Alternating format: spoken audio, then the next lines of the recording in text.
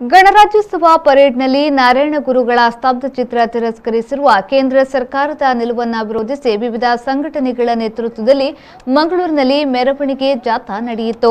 ಎಡ ಜಾತ್ಯತೀತ ಪಕ್ಷಗಳ ಹಾಗೂ ದಲಿತ, ಮಹಿಳಾ, ವಿದ್ಯಾರ್ಥಿ, ಕಾರ್ಮಿಕ ಸಂಘಟನೆಗಳ ಒಕ್ಕೂಟ ಸೇರಿದಂತೆ ವಿವಿಧ ಸಂಘಟನೆಗಳ ನೇತೃತ್ವದಲ್ಲಿ ನಗರದ ಕ್ಲಾಕ್ ಟವರ್ನಿಂದ ಜಿಲ್ಲಾಧಿಕಾರಿ ಕಚೇರಿ ತನಕ ಜಾಥಾ ನಡೆಯಿತು. ಈ ವೇಳೆ ಡಿವೈಎಫ್ಐ ಜಿಲ್ಲಾಧ್ಯಕ್ಷ ಮುನೀರ್ ಕಾಟಿಪಳ್ಳ, ಸಿಪಿಎಂ ಮುಖಂಡ ಸುನಿಲ್ ಕುಮಾರ್ ಬಜಾಲ್, ಸಂತೋಷ್ ಬಜಾಲ್, ಮುಖಂಡರಾದ ಯಾದವ್ ಶೆಟ್ಟಿ, ಸದಾಶಿವದಾಸ್, ಸುಕುಮಾರ್ ವಿ ಕುಕ್ಯಾನ್, ದಯಾನಂದ್ ಶೆಟ್ಟಿ, ಎಂ ದೇವದಾಸ್, ರಘುಯಕ್ಕರ್, ರವಿಕಿರಣ ಪುಣಚ, ಭಾರತಿ ಪೋಳಾರ್ ಮೊದಲಾದವರು ಪಾಲ್ಗೊಂಡಿದ್ದರು.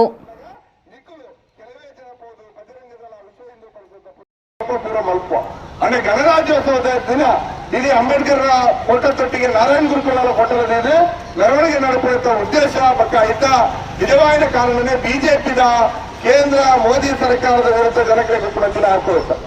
ಇಂದು ನಾರಾಯಣ ಗುರುಕುಲಿಗೆ ಈ ಗಣರಾಜ್ಯೋತ್ಸವ ಪರೇಡ್ ಆರ್ನ ಭಾವಚಿತ್ರ ಎತ್ತಿನಂಚಿನ ಕ್ಯಾಬ್ಗಳನ್ನು ತಿರಸ್ಕಾರ ಮಾಡ್ತದೆ, ಆರೋಗ್ಯ ಮಂತ್ರಿನಂಚಿನ ಅವಮಾನವನ್ನು ಪ್ರತಿಭಟಿಸಿದೆ.